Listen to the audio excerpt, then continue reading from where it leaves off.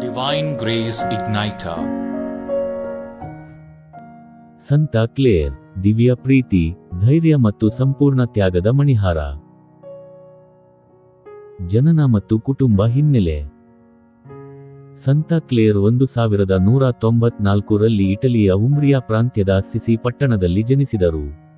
ಅವರ ಕುಟುಂಬ ಶ್ರೀಮಂತ, ಪ್ರಭಾವಿ ಮತ್ತು ರಾಜವಂಶದ ಶ್ರೇಣಿಯಲ್ಲಿತ್ತು. ತಂದೆ ಫಾವೋರಿನೋ ಸ್ಕಿಫ್ಫಿ ಯೋಧ ವರ್ಗದವನಾಗಿದ್ದರೆ, ತಾಯಿ ಒರ್ಟೋಲಾನ ಭಕ್ತಿಯುಳ್ಳ, ದಾನಶೀಲ ಮಹಿಳೆಯಾಗಿದ್ದರು.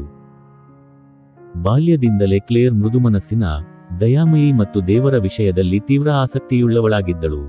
ಬಾಲಕಿಯಾಗಿದ್ದಾಗಲೇ ಬಡವರಿಗಾಗಿ ಆಹಾರವನ್ನು ತಂದುಕೊಡುವುದು, ಅನಾಥರಿಗೆ ಬಟ್ಟೆಗಳನ್ನು ಹಂಚುವುದನ್ನು ಮಾಡುತ್ತಿದ್ದರು.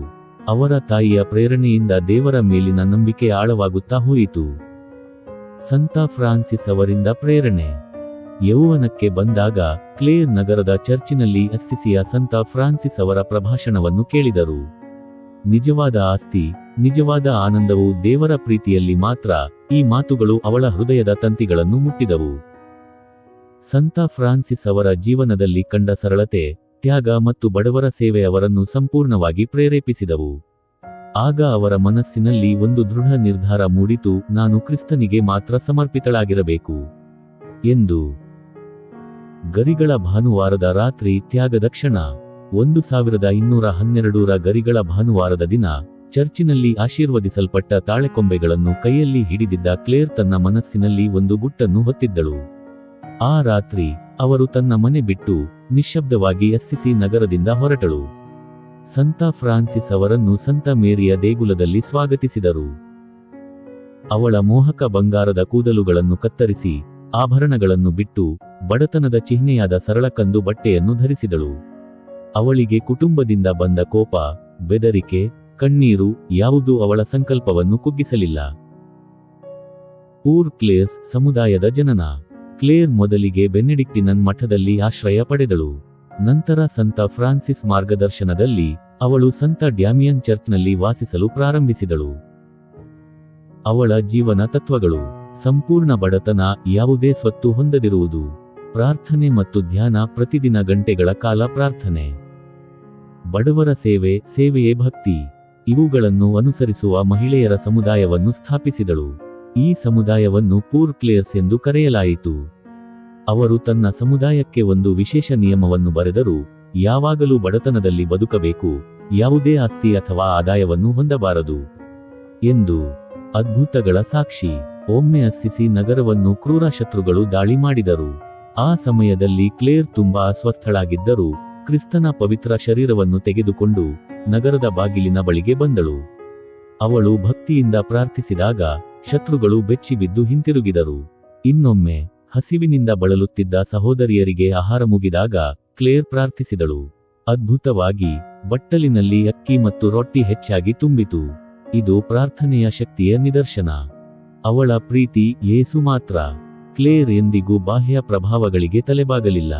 ಅವಳ ಧ್ಯಾನ: ನಾನು ಯೇಸುವಿನ ವಧುವಾಗಿದ್ದೇನೆ, ಆತನ ಪ್ರೀತಿಯೇ ನನ್ನ ಸಂಪತ್ತು ಆಗಿತ್ತು. ಅವಳು ತನ್ನ ದೇಹದ ನೋವು, ಕಾಯಿಲೆ, ಹಸಿವು ಎಲ್ಲವನ್ನೂ ಯೇಸುವಿಗೆ ಅರ್ಪಿಸುತ್ತಿದ್ದಳು. ಅವಳ ಜೀವನದ ಪ್ರತಿಯೊಂದು ಕ್ಷಣ ನಿಶ್ಶಬ್ದ ಪ್ರಾರ್ಥನೆಯಲ್ಲಿ ಕಳೆಯುತ್ತಿತ್ತು. ಕೊನೆಯ ದಿನಗಳು ಮತ್ತು ನಿಧನ.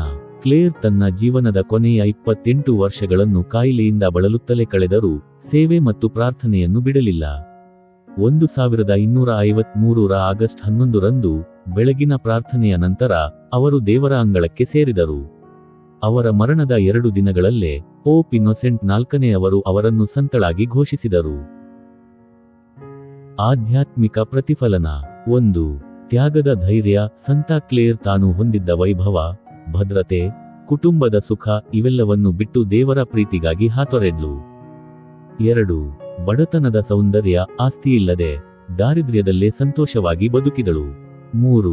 ಪ್ರಾರ್ಥನೆಯ ಶಕ್ತಿ. ಅವಳ ಜೀವನದಲ್ಲಿ ಅದ್ಭುತಗಳು ಸಂಭವಿಸಿದವು, ಏಕೆಂದರೆ ಅವಳು ದೇವರ ಮುಂದೆ ನಿಶ್ಶಬ್ದವಾಗಿ ಕುಳಿತುಕೊಳ್ಳುವ ಶಕ್ತಿ ಹೊಂದಿದ್ದಳು.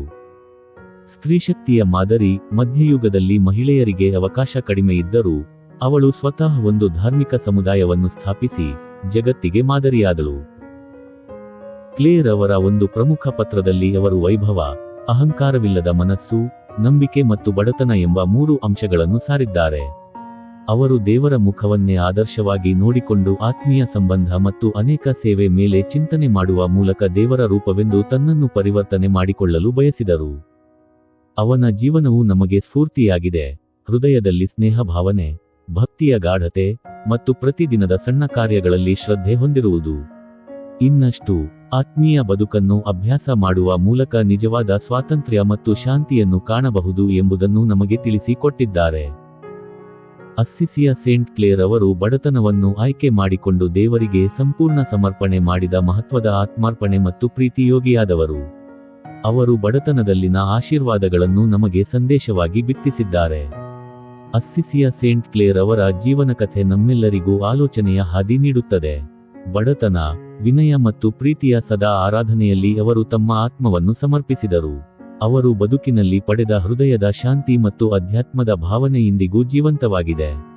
ಅವರ ತಾನೋರ್ವ ಮಹಿಳಾ ಸನ್ಯಾಸಿಗಳ ಸಮುದಾಯಕ್ಕೆ ನೀಡಿದ ಮಾರ್ಗದರ್ಶನ, ಸೇವೆ ಮತ್ತು ದೃಢತೆಯ ಸ್ಫೂರ್ತಿ ಇಂದು ನಮ್ಮ ಸಮಾಜದಲ್ಲಿಯೂ ಅನೇಕರಿಗೆ ಬೆಳಕಾಗಿದೆ.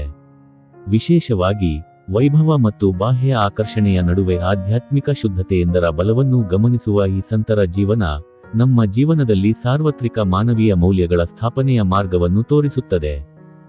ಅಂತಿಮವಾಗಿ ಸೇಂಟ್ ಕ್ಲೇರ್ ಅವರ ಜೀವನವು ನಮಗೆ ಪ್ರೇರಣೆ ನೀಡುತ್ತದೆ. ಯಾವ ಸಮಯದಲ್ಲಿಯೂ ನಾವು ನಮ್ಮ ಹೃದಯದ ಮೌನ, ಪ್ರಾರ್ಥನೆ ಮತ್ತು ಶುದ್ಧತೆಯನ್ನು ಉಳಿಸಿಕೊಂಡು ಸೇವೆಗೆ, ಪ್ರೀತಿಗೆ ಮತ್ತು ಮಾನವೀಯತೆ ಉಪಯೋಗಿಸುವಂತೆ. ಅವರ ದೂರದೃಷ್ಟಿ ಮತ್ತು ಆತ್ಮಾರ್ಪಣೆಯ ಬಾಳ ಪಥ ನಮ್ಮೆಲ್ಲರಿಗೂ ನಿಜವಾದ ಸಂತೋಷ ಮತ್ತು ಶಾಂತಿಗೆ ದಾರಿದೀಪವನ್ನು ತೋರಿಸಲಿ. ಆಮೆನ್.